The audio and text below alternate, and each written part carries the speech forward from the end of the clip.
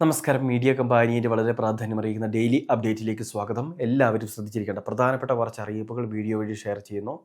PM Kisan Samman നിധിയുടെ 2000 രൂപ വീതം ലഭിക്കുന്ന കർഷക ഗുണഭോക്താക്കൾ ശ്രദ്ധിക്കുക. കിസാൻ സമ്മാൻ നിധി പദ്ധതിയോടൊപ്പം തന്നെ കർഷകർക്ക് പ്രയോജനപ്പെടുത്താൻ സാധിക്കുന്ന, കിസാൻ സമ്മാൻ നിധി ഇല്ലെങ്കിൽ നമുക്ക് പ്രയോജനപ്പെടുത്താൻ സാധിക്കുന്ന മറ്റൊരു പദ്ധതിയുണ്ട്. അതായത് കാർഷിക യന്ത്രവൽക്കരണ ഉപപദ്ധതി, സ്മാം എന്നറിയപ്പെടുന്ന പദ്ധതിയിലേക്ക് ഇപ്പോൾ അപേക്ഷകൾ ആരംഭിക്കുകയാണ്. 2026 ജനുവരി മാസം മുതൽ തന്നെ നമുക്ക് അപേക്ഷകൾ സമർപ്പിക്കാം. 31 തീയതി ഡിസംബർ 31 പോർട്ടൽ ഓപ്പൺ ആകുമെന്നാണ് അറിയിച്ചിട്ടുള്ളത്. അതായത് നമുക്ക് കാർഷിക ഉപകരണങ്ങൾ ഏത് വേണമെങ്കിലും ബന്ധപ്പെട്ട ഏജൻസിയിലോ സ്ഥാപനങ്ങളിലോ എത്തിച്ചേർന്ന് വാങ്ങാം.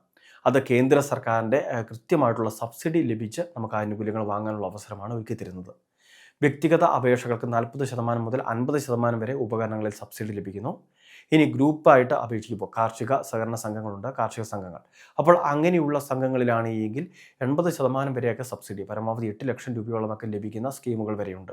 അപ്പോൾ കൃത്യമായിട്ട് കൃഷിഭവനിലൊക്കെ ഈ കാര്യങ്ങൾ അന്വേഷിച്ച് മനസ്സിലാക്കുക. അല്ലെങ്കിൽ കൃഷി എക്സിക്യൂട്ടീവ് എഞ്ചിനീയർമാരുടെയൊക്കെ ഓഫീസുകളിൽ കൃത്യമായിട്ട് കാര്യങ്ങൾ അന്വേഷിച്ച് മനസ്സിലാക്കുക. അതിനുശേഷം അപേക്ഷകൾ സമർപ്പിക്കുക. ഓൺലൈൻ സർവീസ് സെൻ്ററുകൾ വഴി അപേക്ഷകൾ സമർപ്പിക്കണമെന്നില്ല. അപ്പോൾ ഒരുപക്ഷെ ഫീസ് ഉൾപ്പെടെ ആകും. പക്ഷേ ബന്ധപ്പെട്ട ഏജൻസികളോ കാർഷിക വിതരണ സ്ഥാപനങ്ങളിലോ എത്തിച്ചേർന്ന് അപേക്ഷിക്കുമ്പോൾ സൗജന്യമായിട്ട് അവർ അപേക്ഷകൾ വെച്ച് കൊടുക്കുന്നുണ്ട്. കർഷകൻ്റെ സ്ഥലത്തിൻ്റെ കരമടച്ച രസീത്, ആധാറുമായി ലിങ്ക് ചെയ്തിട്ടുള്ള ബാങ്ക് അക്കൗണ്ട് ഡീറ്റെയിൽസ്, ആക്റ്റീവായിട്ടുള്ള മൊബൈൽ നമ്പർ, ഫോട്ടോ, ഇങ്ങനെയുള്ള പല കാര്യങ്ങൾ ഇതിനു വേണ്ടി നമ്മൾ സബ്മിറ്റ് ചെയ്യേണ്ടതായിട്ടുണ്ട്. രണ്ടാമത്തെ മറ്റൊരു പ്രധാനപ്പെട്ട അറിയിപ്പ്, മുൻഗണനാ റേഷൻ കാർഡിലേക്കുള്ള അപേക്ഷകൾ 31 തീയതി, അതായത് നാളെ അവസാനിക്കുകയാണ്. ഇനി ആരെങ്കിലും APL വിഭാഗത്തിൽ നിന്ന് മാറാൻ ആഗ്രഹിക്കുന്നുണ്ടെങ്കിൽ, അർഹതയുണ്ടെങ്കിൽ തീർച്ചയായിട്ടും BPLലേക്ക് അപേക്ഷകൾ സമർപ്പിക്കാം. നമ്മളുടെ വീട് 1000 സ്ക്വയർ ഫീറ്റിൽ താഴെയായിരിക്കണം. വീട്ടിൽ 4 ചക്ര വാഹനങ്ങൾ ഉണ്ടാവാൻ പാടില്ല. അതായത് സ്വകാര്യ ആവശ്യങ്ങൾക്ക് ഉപയോഗിക്കുന്ന വാഹനങ്ങൾ ഉണ്ടാവാൻ പാടില്ല. അതോടൊപ്പം തന്നെ 2 ഏക്കറിന് മുകളിലൊക്കെ സ്ഥലം ഉണ്ടാവാൻ പാടില്ല. ഇനി അതോടൊപ്പം തന്നെ വീടിൻ്റെ വിസ്തീർണവും അതോടൊപ്പം തന്നെ പുരയിടവും ഇതെല്ലാം തന്നെ കൃത്യമായിട്ട് പരിഗണിക്കും.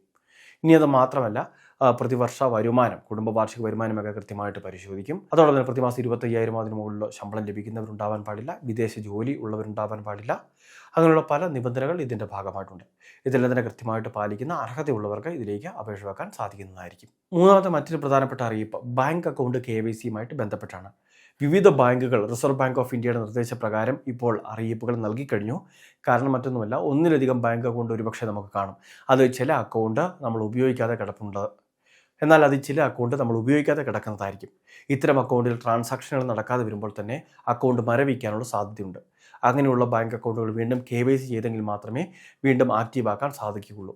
KYCയുമായി ബന്ധപ്പെട്ട അറിയിപ്പുകൾ നമ്മളുടെ ഫോണിലേക്ക് തന്നെ വരുന്നതാണ്.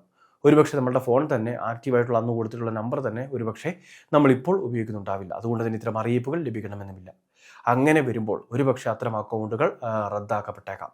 അപ്പോൾ അക്കൗണ്ടുകൾ ആക്റ്റീവാക്കി എടുക്കുന്നതിന് KYC ഒന്നുകൂടി ചെയ്തേ മതിയാകൂ.